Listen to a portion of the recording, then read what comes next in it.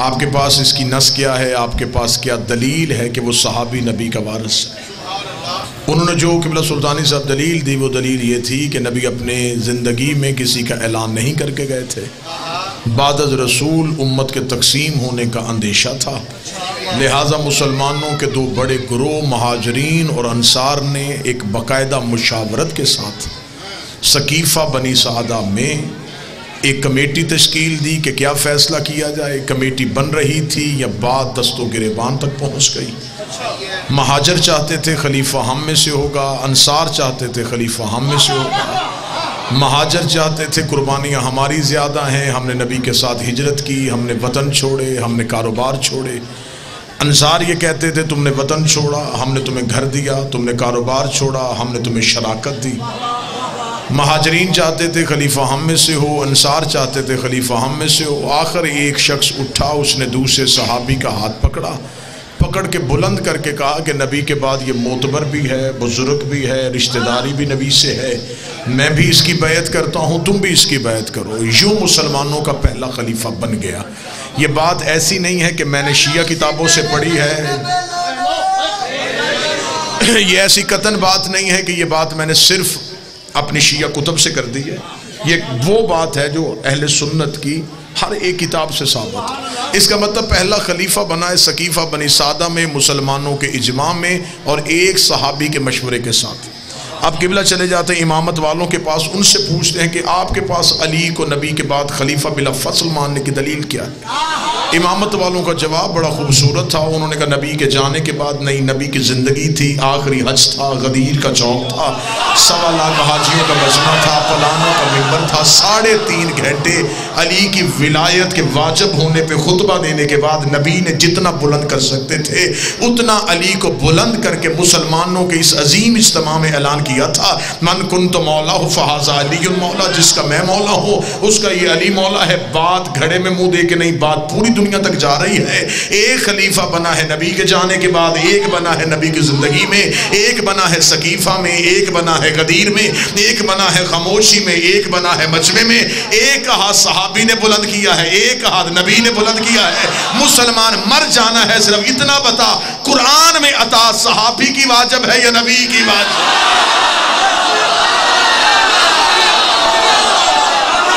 مولا حسین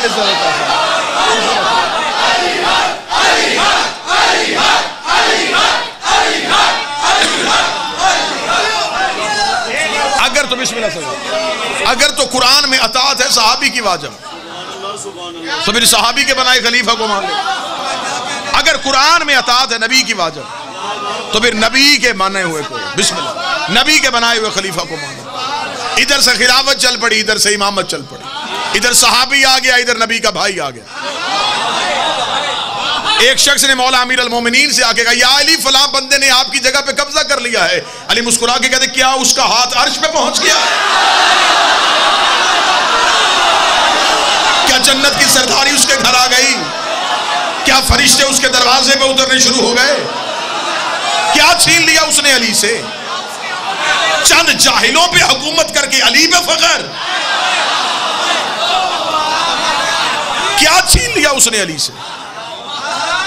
وارث علم بھی علی، وارث ممبر رسول بھی علی۔ ادھر صحابی آ گیا، ادھر علی آ گیا۔ خلافتیں بدلتی رہی، ادھر نبی کا جانشین نہیں بدلا۔ یہ کسی دروازے پہ نہیں گیا، خلافت والے علی کے دروازے پہ آتے ہیں۔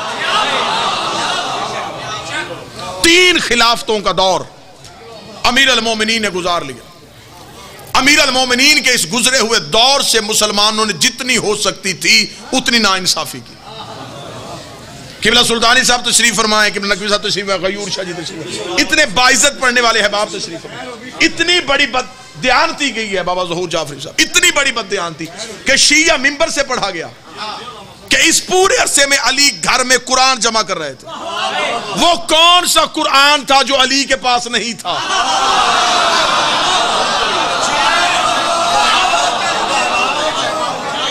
کہاں سے لے کے آتے تھے؟ کیا امیر المومنین آیات اکٹھی کر رہے تھے؟ اس بے شک مولا امیر المومنین کے اس دور سے ہر دور کے مسلمانوں نے چشم پوشی کی، نظریں چرا لی ہیں علی کے اس دور کے ساتھ، جبکہ اتنا فصاحت اور بلاغت کا دور تھا، اتنا حکمت سے لبریز دور تھا کہ امیر المومنین نے گھر میں خاموش بیٹھ کے اپنی خاموشی سے ان کی بادشاہتوں کو للکارا۔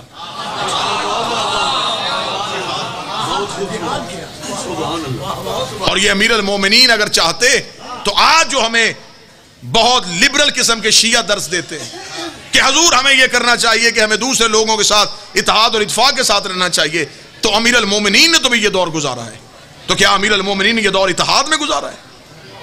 تمہیں کس نے بتایا ہے کہ علی نے دور دوستی میں گزارا ہے؟ دوستیوں کا پتہ چلتا ہے جنازوں پہ۔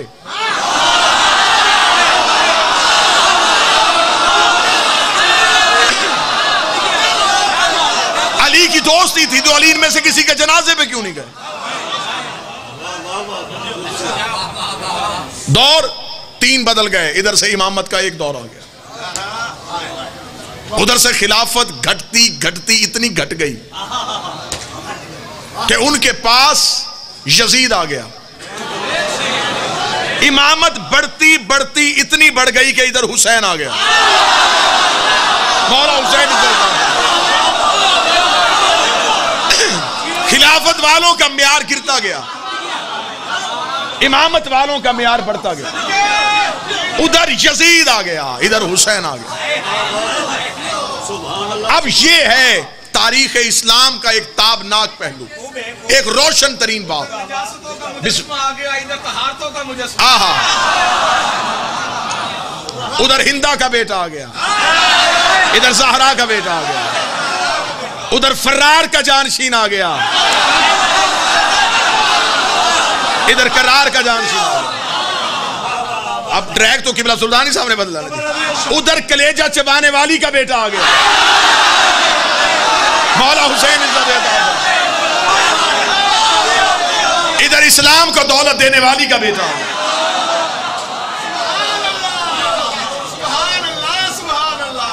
اب یہاں پہ کیا ہوا کہ اب خلافت والوں نے غلطی کیا کی کہ پہلے جو دور کے خلیفہ گزرے انہوں نے امامت کو چھیڑا نہیں، اس سے غلطی کیا ہوئی کہ اس نے امامت سے بیعت کا مطالبہ کیا۔ یہاں پہ آ کے پھر اب مسلمانوں کا وہ گروہ جہاں سے میں نے بات شروع کی تھی کہ ایک نے خلافت کو مانا اور ایک نے امامت کو مانا، امامت والوں نے ٹریک تبدیل نہیں کیا، ہم امامت پہ رہے۔ اب جب ادھر یزید آیا اب خلافت والے نکل کے امامت والوں کے پاس آ گئے، حسین ہمارا بھی ہے،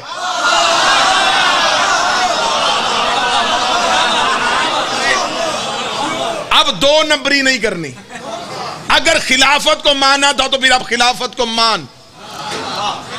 یہ کیا ہوا کہ اپنی مرضی کے خلیفہ، اگر تم نے خلافت کو مانا تو پھر اب یزید کی خلافت کو تسلیم کر۔ اب کہنا شروع کر دیں نہیں جی ہم بھی تو یزید پہ لعنت کرتے ہیں، ہم بھی تو امام حسین کو مانتے ہیں، اور ہمارا مطالبہ یہ ہے کہ اکیلے یزید پہ لعنت نہیں ہوتی،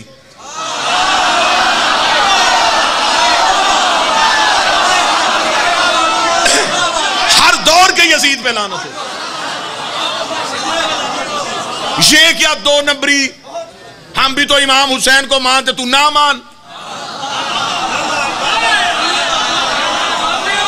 ہم شیعوں کو مطمئن کرنے کے لیے جی ہم 10 محرم کو حلیم کی دیگے دیتے ہیں، دیگے دینے سے حسین نہیں ملتا،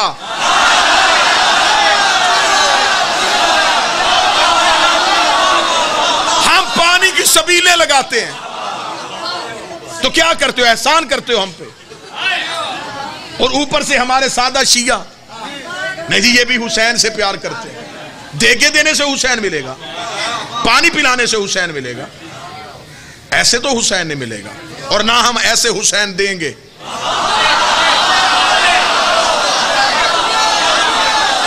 جو مولوی اٹھتا حسین صحیح یزید غلط، میں جملہ ملتان میں کہنے لگا ہوں سارا مجمع چپ رہے، خطیبوں سے داد لے لوں گا، حسین صحیح یزید غلط، حسین صحیح کہنے کے لیے کئی غلط کہنے پڑتے ہیں۔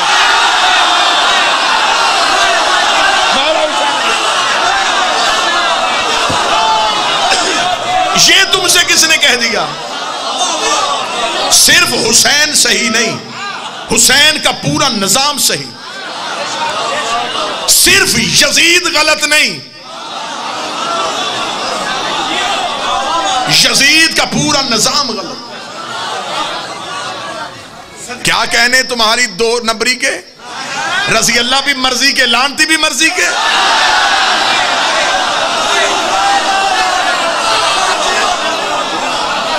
ہم برے دانے چن کے نکالنے نہیں دیں گے، سارے نکالو۔ حسین کو مانا، سارے حسین مان۔ یزید پہ لعنت کرنی ہے تو پھر ہر یزید پہ لعنت کر۔ یہ تم سے کس نے کہہ دیا کہ صرف یزید غلط تھا؟ یزید میں یہ جرت کہاں سے آئی تھی؟ آخر اس نے امام حسین سے بیعت مانگی، یہ کیا تاریخ ہے؟ اسلام کا پہلا واقعہ تھا، اس کا مطلب اس سے پہلے بھی مانگی گئی تھی، تو پھر اس کا مطلب ہے یزید سے بڑا یزید وہ تھا جس نے پہلے معصوم سے بیعت مانگی تھی۔ اور یہ جو 28 رجب ہم مناتے ہیں، یہ 28 رجب ہمارے صرف ماتم کے لیے نہیں، یوم انکار حسین ہے۔ شاعر بھی ہیں آپ کے پاس، قلم مالک نے عطا فرمایا، یہ یوم انکار حسین ہے۔ امام حسین نے 26 رجب کو ولید کے دربار میں کھڑے ہو کے کہا نہیں،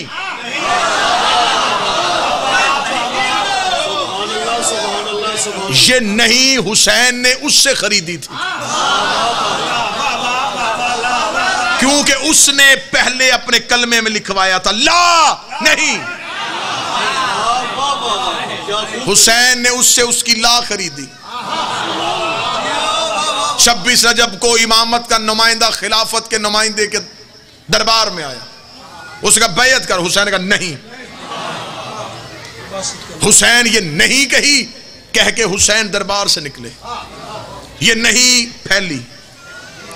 حسین نے 28 رجب کو وطن چھوڑا، فضائل پڑھ رہا ہوں، 2 محرم کو کربلا پہنچنے تک حسین کی نہیں کئی حصوں میں تقسیم ہو گئی۔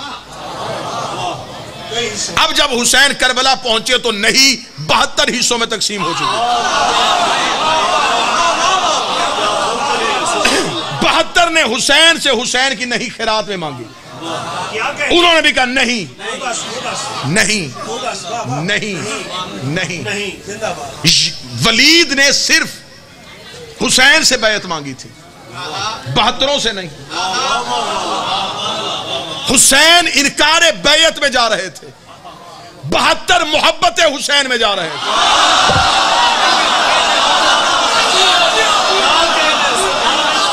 آپ نے یہ ہرگز نہیں سمجھنا کہ شاید 72 کا اور حسین کا موقف ایک تھا۔ حسین نے کہہ دیا نہیں، حسین پہ بیعت کا مطالبہ تھا، حسین کے ساتھیوں سے تو بیعت مانگی نہیں گئی۔ انہوں نے حسین کی نہیں میں اپنی نہیں رکھ دی۔ نہیں، قبلہ سلطانی صاحب وہ نہیں اتنی پکی تھی، وہ اپنی نہیں پہ اتنے پکے ہوئے کہ شب عاشور حسین نے چراغ بجھا کے کہا جنت دوں تو چلے جاؤ گے، انہوں نے کہا نہیں۔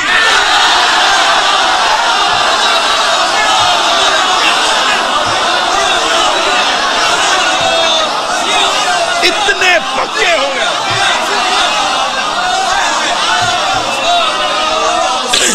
اتنے پکے ہو گئے وہ اپنی نہیں پہ۔ حسین نے بسم اللہ، امام حسین نے آزمانے کے لیے کہا جنت دوں چلے جاؤ گے، نہیں۔ حسین کا زندگی بخشوں چلے جاؤ گے، حسین نے دیکھا اب نہیں پک چکی ہے، اب یہ نہیں ہاں میں نہیں بدلے گی۔ حسین نے 10 محرم کو کربلا کی ریت کے ساتھ یہ نہیں کائنات میں پھیلا دی، یہ نہیں پوری کائنات میں پھیل گئی۔ میں اب وہ نہیں جو 26 رجب کو ابھری تھی میں ملتان میں دکھانے لگا ہوں، وہ نہیں 26 رجب کو نکلی، وہ مدینے سے چلتی ہوئی مکہ سے گزرتی ہوئی کربلا میں پہنچی، کربلا میں حسین نے اپنی خاک شفا کے ساتھ دنیا میں پھیلا دی۔ آج وہ نہیں ہمارے وجود میں رچ بس گئی ہے، آج ہم اس نہیں پہ ایسے کھڑے ہیں۔ آج ہمیں بندے کہتے ماتم چھوڑ، ہم کہتے نہیں، جلوس چھوڑ نہیں، زنجیر چھوڑ نہیں، علی چھوڑ نہیں۔ بسم اللہ، مولا حسین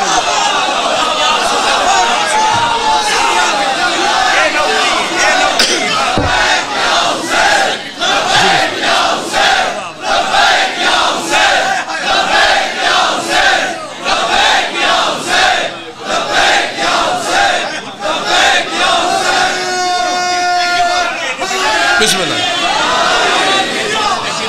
جی، بسم اللہ سر۔ آج وہ نہیں ہمارے پاس ہے، آج زمانے میں کسی کے پاس وہ نہیں آج وہ نہیں ہمارے پاس۔ لوگ ہم سے کہتے روٹ بدلو، نہیں۔ مجلس نہ کرواؤ، نہیں۔ زنجیر نہ مارو، نہیں۔ علی ولی اللہ نہ پڑھو، نہیں۔ یہ جس کی ہم قبر پہ آئے ہیں یہ ہاں والا نہیں، یہ نہیں والا تھا، یہ ہے وہ نہیں۔ بسم اللہ سے، بسم اللہ سے، بسم اللہ سے۔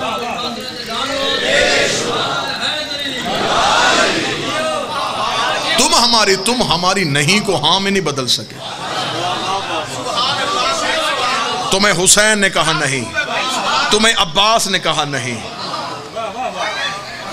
عباس سے لے کے ناصر عباس تک